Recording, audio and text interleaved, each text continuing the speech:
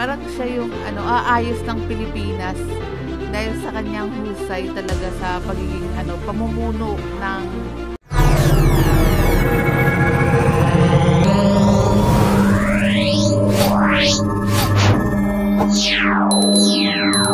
Hello mga kabungis-ngis, good day, good day, good day. At eto pong papanoorin natin, flag ceremony nung Monday. Of course, kasama ang ating butihing Yorme, Mayor Isko Moreno, Vice G Atienza at mga kawani ng lungsod ng Maynila. Sa mga nagtatanong po pala, nagme-message sa atin kung pwede nilang makita si Yorme. Pwede nyo naman pong makita si Yorme every Monday sa flag raising ceremony kasi yung iba gustong makamayan man lang si Yorme, makita, mahawakan, makapagpasalamat.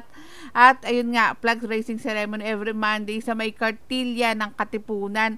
Ito po kaya ginanap dito sa may Mid City Hall dahil nga po naulan. Kapag umuulan dito po ginagawa ang flag raising ceremony. Kapag hindi naman po sa may kartilya, panoorin na po natin itong speech ng ating butihing Yorme.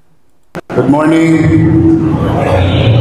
Una ay binabati ko ang ating mga kasamang manggagawa sa educational institution or sector. Ang ating Presidente, President Pelma, at mga Board of Regents. Congratulations, overwhelmingly and unanimously elected as new President again of the... Ayan, again. Kaya congratulations po at maraming salamat po. Universidad de Manila, si President. And thank you for doing a good job. You continue to pursue excellence in delivery of good quality education. As you all know, ito yung maganda kay Yorme, no? Talagang kapag magaling, mahusay, talagang pinapasalamatan ni Yorme, tapos sinasabi niya pa sa kanyang speech. Pag ikaw talaga sinabi ni Yorme sa kanyang speech, nakakagaan sa kalooban, talagang mas pagbubutihan mo pa eh. Siyempre, ikaw ba naman mapansin ni Yorme? Ang sarap kaya. Ay, nakaka-relieve ng mga pagod sa araw-araw. Kaya Yorme, pansinin mo naman ako. Joke lang. your city government will continue to focus on our dreams and aspirations, delivering MBN, minimum basic needs. Education, healthcare, housing, and jobs. That's we are going to invest. Noong mga panahon ni Mayor Isko Moreno, ito mga sinabi niya, education, job, pabahay, talagang nagawa rin ni Yorme yan during his term, yung first term ni Yorme. We're going to invest in the quality of life. Pagpapataas ng antas ng pamumuhay ng tao. Diyan nakatuon ang inyong pamahalaang lungsod. With the help, of course, of our Vice Mayor, Gia Chesa, and the members of the Sangguniang Panglungsod. Hindi naman siya imposible. Mahirap, pero hindi imposible. Now, I would... Kapag sinabi ni Yorme na mahirap, no? Pero para sa akin, kayang-kaya ni Yorme kahit gaano kahirap during pandemya. Sobrang hirap talaga maging nasa katungkulan bilang mayor nung time na meron tayong kinakaharap, pero si Yorme napakahirap pero nasolusyonan ni Mayor Isko Moreno kahit mga taga-ibang lugar nga pupunta pa sa Maynila para lang maka-avail ng mga binibigay ni Mayor Isko, like yung mga vaccine. Imaginin mo, no? Ay, napakahusay talagang mayor ni Yorme. Talagang sabi ko nga, si Mayor Isko Moreno talagang parang siya yung aayos ng Pilipinas dahil sa kanyang husay talaga sa pagiging pamumuno ng lugar. Imagine mo, nagawa nga sa Maynila, what more sa bansa pa natin na Pilipinas. Pero hindi pa naman ngayon na hindi na rin natin alam kung kailan gusto ni Mayor Isko kung tatapusin niya ba yung term niya na ilang taon, or malay natin, hindi natin alam na kay Mayor Isko yung desisyon. Tsaka nga pala sa mga nagsasabi na tapusin sana ni Mayor Isko, paano kung yung time na yun kailangan na pala yung tulad ni Mayor Isko Moreno, 'di ba? Isa-sacrifice niya yung Maynila, pero hindi niya may isa-sacrifice kasi pag namunukas ng Pilipinas pati Maynila sakop naman ng talaga yan eh. Pero waiting tayo pagdating ng panahon na yun. Ay, unang-una akong papalakpak, pati tenga ko papalakpak dahil ito na yung pag-asa ng bayan. Para sa akin yan ha. Comment kayo mga kabukis-ngis. Dami na kasing napatunayan ni Yorme. I'd like to, all of you, I encourage each and every one of you to welcome our new 30 nurses.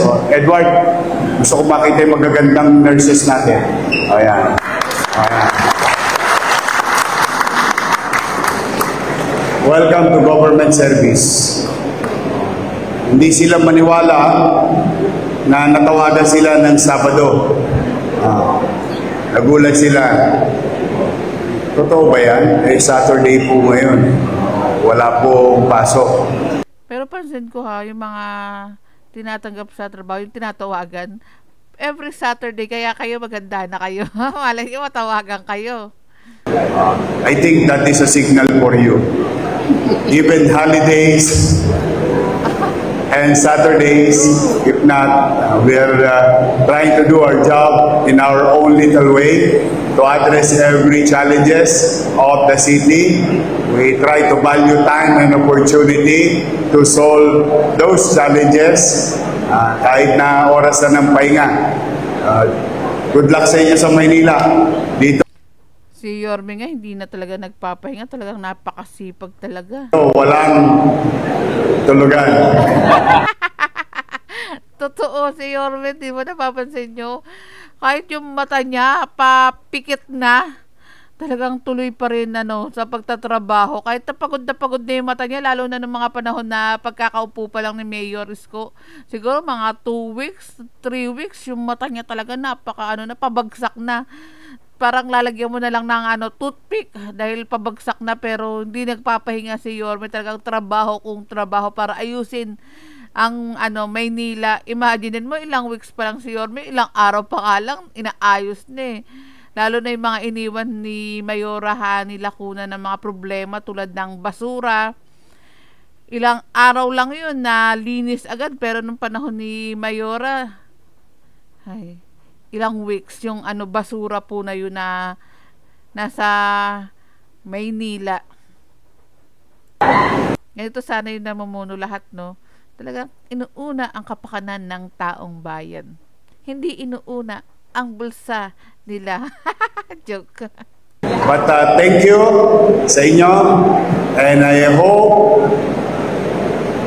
siguro naman marami kayong nababasa sa Facebook o madalas ang maireklamo ang mga nurses ano tawag yan?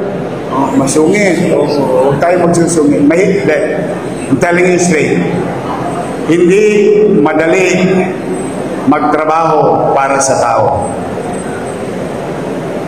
Ibig sabihin, milyon-milyon, daan-daang libo, iba-iba ang isip, iba-iba ang damdamin, iba-iba ang pananaw. Kaya tayo mga nasa pamahalaan, dapat lalawakan natin ang ating pag-unawa. Tayo ang uunawa sa kanila.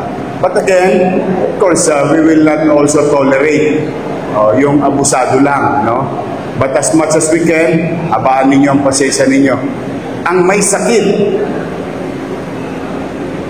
ang sino mang tao na may sakit, walang mauunawaang katwiran.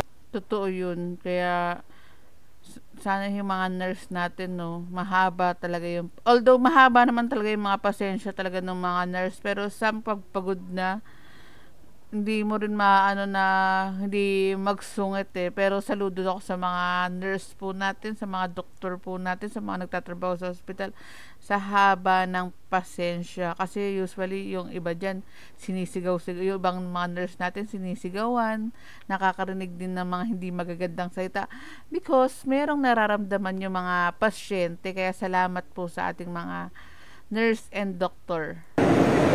Kasi siyempre meron siyang nararamdaman, physical o physical pain. So he or she cannot understand. So that's why we in the government kailangan habaan natin ang ating pasensya.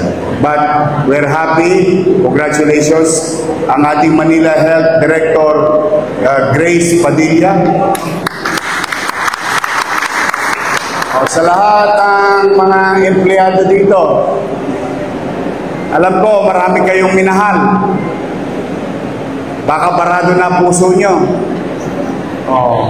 Mamaya, bubuksan na natin ang cat lab. And ayun na nga mga kabungis-ngis, binuksan na nga po Monday 10 a.m. yung cat love. Dahil itong video po na to, Monday flag raising ceremony, and ngayon lang tayo nakapag-reaction no video. Kaya buksan na kaya sa mga batang Maynila, sa mga may problema sa pera. Ito po, merong handog ang ating butihing mayor na libre sa Maynila tulad ng cat love. Love ako ng love. Bakit cat love? Lagi ko nasasabi, cat love. Catheterization Laboratory. Again, Catheterization Laboratory. Lagi ako nabubulol dyan. Ng Maynila. Bakit nga pala tanong ko lang no, bakit nung panahon ni Mayora walang mga ganito? Doktor si Mayora. And sabi nga ni Yorme, tanong lang to ha. And sagutin na lang ng ating mga manonood. O kaya sa mga warriors ng iba dyan. Bakit kaya hindi binuksan? Sabi nga ni Yorme, may binili siyang machine nung term niya. Then sumunod si Mayor Hani Lacuna. Bakit kaya hindi nagamit yung mga machine? Imaginein mo, mahal yung mga machine na yun. Tapos yung isa pa doon, yung ultrasound 4D. Talo pa yung ibang mga hospital. Bakit kaya hindi nagamit yun? Mga machine na yun. Sayang no, yung mga binili ni Yorme. Pero buti na lang. Thanks God. Thanks sa mga batang Maynila. Ibinalik si Mayor Isko Moreno. Itong mga binili ni Yorme, magagamit na po ng mga batang Maynila. Yung mga machine na kanyang binili, imagine, mahal yung mga ganyan ay magpatingin ka ng mga tulad ng mammogram, CT scan. Mahal magpatingin dyan. Pero dito sa Maynila, libreng ibinibigay po. I hope hindi nyo magamit, but if ever that you needed it, ayan, magbubukas na officially. After 3 long years of our machine sleeping, not being utilized. The same thing with Baseco Hospital last week. Binuksan na natin. So, ito, isang patunay na patuloy tayong mamumuhunan sa kalusugan ng ating mamamayan. Ang sarap no, priority niya kay Mayor Isko Moreno yung kalusugan ng mga mamamayan. Gusto ko lang mag-comment lang sa akin lang to Priority ni Mayor Isko Moreno yung kalusugan, pero nung panahon ni Mayora Hani Lacuna, sad to say lang para sa akin parang hindi na prioritize yung kalusugan ng mga batang Maynila kasi kulang ng gamot, kulang ng kahit syringe man lang, kulang. Ay, sayang talaga. Mayor Hani Lacuna, doktora, pero para sa akin, hindi na prioritize yung pangkalusugan. At salamat kay Mayor Isko Moreno na eto nga, priority yung kalusugan ng mga batang Maynila. Mahal kaya magkasakit. Kaya nga ako ayoko magkasakit. Hi God, thank you. I'm always healthy. Dahil ayoko talaga magkasakit. Ang hirap-hirap magkasakit. Yung tipong ang lakas-lakas mo tapos bigla kang manghihina, bigla kang babagsak yung katawan mo, hindi mo magalaw. Na experience ko yun. Gusto kong lumabas, gusto kong magtrabaho, pero hindi ko talaga magalaw yung mga parte ng katawan ko. Kaya salamat kay Yorme talaga. And salamat kay God na ibinigay si Yorme na maging mayor ng Maynila. Yung mga pangangailangan na susolusyonan. So, kung kayo yung mga kailangan ng angiogram, and sooner or later, hopefully, makamit natin yung level of skills to do angioplasty in the city of Manila, then you will save hundreds of thousands and millions of pesos each patient doing the procedure, because the city of Manila will offer it for free, no cost to the patient. Grabe laking kaginhawaan yan. Free! Kaya kung meron kayong mga kakilala, kamag-anak na kailangan ng mga machine na sinabi ni Mayor Isko Moreno, sinabi ko, punta lang po kayo sa may ospital ng Maynila. Libre po yan. Yung catheterization laboratory rin po. Libreng-libre. It is your money that we use. Ang sarap pakinggan talaga na pag sinasabi ng politiko na pera nyo, pera ng taong bayan. Ito si Yorme, hindi talaga siya mapag-angkin. Unlike sa ibang politiko, sobrang mapag-angkin. Grabe.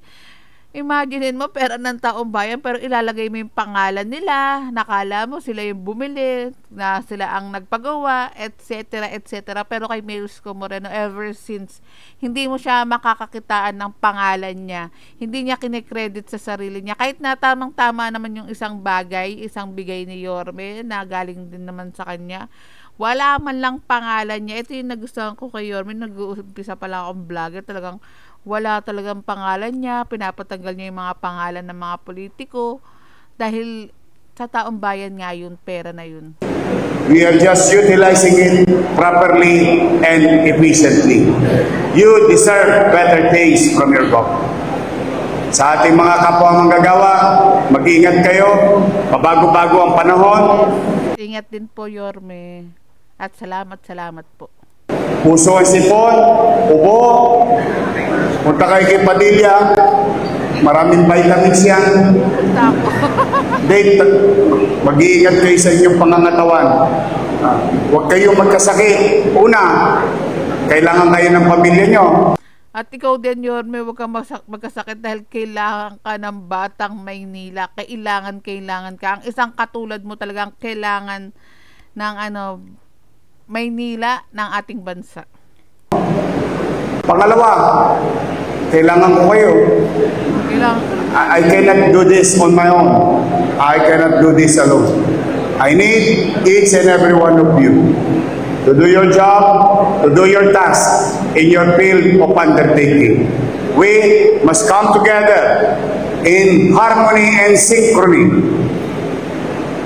to deliver what we should be delivering to our people. And remember this, for this week, we are in people helping people business. That is our business. So I hope that God will protect you, each and every one of you, give you good health and strength and wisdom. And God guide us, every one of us. May awa Diyos, makakaraos din tayo. Muli, maraming salamat. Pagpalain nawa kayo ng buong may kapal. Manila, God bless. Thank you. Good morning. Ayan, tapos na po yung speech ni Mayor Isko Moreno. And dito ko na tinatapos ang aking vlog, ang aking reaction video. For more reaction video, comment lang kayo mga kabungis at send lang kayo ng video na kokomentan natin sa Busilaks Diary Facebook page, Busilaks Diary, ulala, at ugaliing mag-subscribe sa ating YouTube channel para updated kayo sa mga balita. Hindi tayo nagre-re-upload ng mga video. May date po yan sa thumbnail pa lang. May date na po yan, makikita nyo. Kaya updated po yung mga video natin sa araw-araw. Maraming salamat sa panonood. Ingat po kayo palagi and God bless us all.